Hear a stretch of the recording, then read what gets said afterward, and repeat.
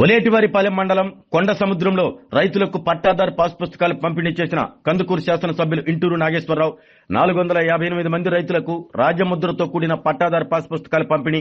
గత వైసీపీ ప్రభుత్వంలో జరిగిన తప్పులను సరిచేసి కొత్త పుస్తకాలు పంపిణీ చేసిన ఎమ్మెల్యే ఇంటూరి అనుభవం లేక జగన్ చేయించిన రీసర్వేతో చిక్కులు వచ్చాయని, ఇప్పుడు ఒక్కొక్కటిగా పరిష్కరిస్తున్నామని, అన్నదాత సుఖీభవ నిధులు రైతులను కష్టకాలంలో ఆదుకుంటున్నాయని, రైతులు మేలు కోరే నాయకుడు ముఖ్యమంత్రి చంద్రబాబు నాయుడు ఒక్కరే అని ఎమ్మెల్యే ఇంటూరి అన్నారు.